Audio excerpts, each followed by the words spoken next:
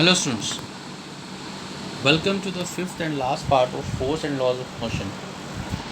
In previous parts we have studied Newton's first law of motion, inertia, types of inertia, momentum, Newton's second law of motion, derivation of it, important points of second law, impulse and its importance, Newton's third law of motion, its application and examples, force and car problem, law of conservation of linear momentum, scalar and vector treatment, equilibrium of a particle, common forces mechanics, friction, static, kinetic and rolling friction, friction as a necessary evil, method of reducing friction.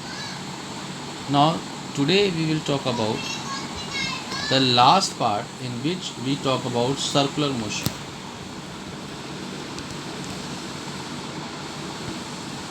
Now bending of a cyclist is the main thing. While negotiating a curve, a cyclist bends towards the center of the curve to keep a safe balance. Like we can see that there is one circular ring in front of us and it has a radius r, center O, and a cyclist is moving with velocity v whose magnitude remains constant, but suppose its direction is changing with at every point. Now there is one normal reaction provided by the cyclist n, and we can further resolve it as n cos theta and n sin theta, and the weight of the cyclist is in the downward direction, which is mg. Now we can see that there is a centripetal force FCP which is acting towards the center. The angle theta through which the cyclist bends can be calculated as given below. The weight of the cyclist plus the cycle W is equal to mg acts in the vertical downward direction. The normal reaction n act in the direction as shown in the figure due to bending through the angle theta. The centripetal force FCP is equal to mv square by r acts towards the center of the curve. The normal reaction n is resolved into the components n cos theta and n sin theta as shown in the figure. N cos theta and mg are equal and opposite and balance each other. N sin theta provides a necessary centripetal force mv square by r to the cyclist. N cos theta is equal to mg, first equation. N sin theta is equal to FCP, that is a centripetal force. N sin theta is equal to mv square by r. Now divide second by first. You get tan theta is equal to v square by rg, or theta is equal to tan inverse of v square by rg. The cyclist will bend through an angle theta from the vertical. In reality, theta will be little less owing to the friction available on the road. Now motion of a car on a level circular road. You can see there is one level circular road. There is one car which moves with velocity v. It moves to a particular point. When a car negotiates a curve, it tends to slip away from the center of the curve, and hence the friction force acts towards the center. Static friction opposes the impending motion of the car moving away from the circle. If the road is in horizontal level, the centripetal force required is given by the static friction, self-adjustable, between the road and the tires. Hence, it is the static friction that gives the centripetal acceleration to the car. The forces acting on the car are weight of the car mg, it is acting in a downward direction. Normal reaction n on the car upwards, as you can see in the diagram also. There is another n2 because it has a pair of tires, rarer tires, and the tires which are in front. There is an n3 reaction provided by the tire, and n4 also, it's a reaction provided by the tire only. And that is the n is a total normal reaction in the upward direction, which balances actually the weight of the car. So total normal reaction is n1 plus n2 plus n3 plus n4. these normal reactions are acting in the opposite direction, that is in the upward direction. Now static friction Fs, it is in the towards the center actually, this centripetal acceleration force you can say. There is another S3, this is also centripetal force acting towards the center by the third tire, and similarly Fs4 will also come. So static friction is also the sum of S1, Fs2 plus Fs3 plus Fs4, and there is a net centripetal force mv square by r which will act in the which act towards the center.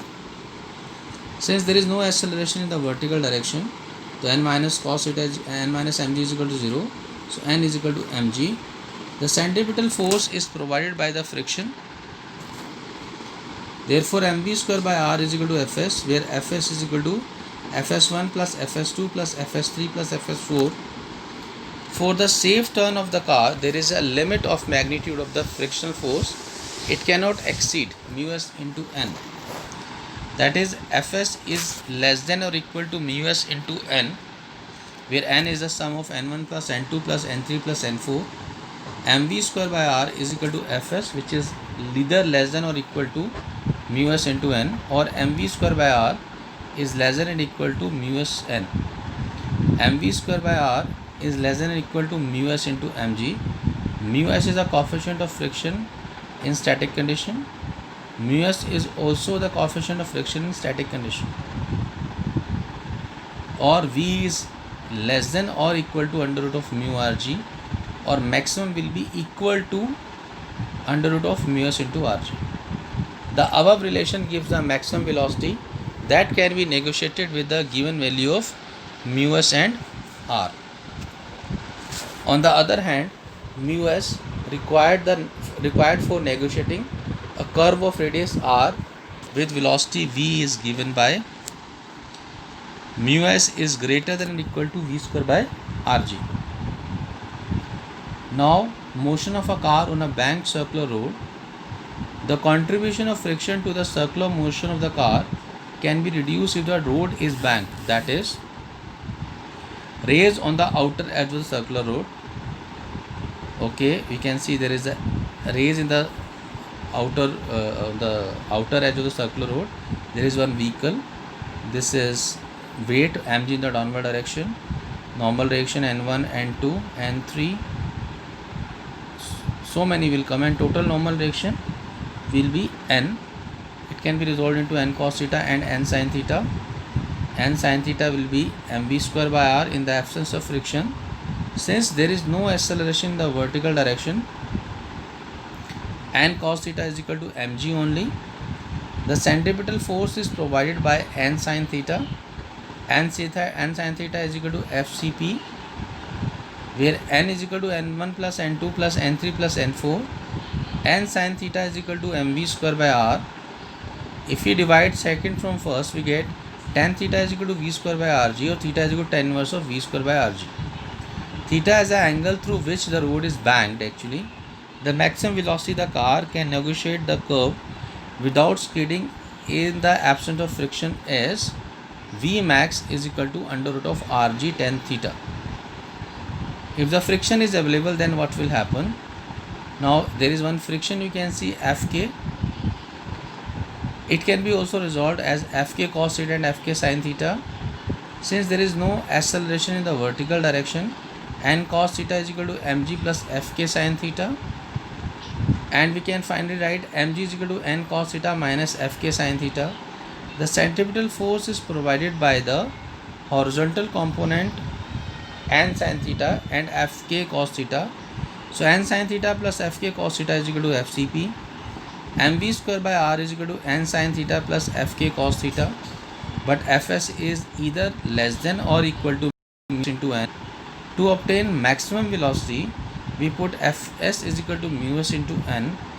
Then equation 1 and 2 becomes mg is equal to n cos theta minus mu s n sin theta, and mv square max by r is equal to n sin theta plus mu s n cos theta.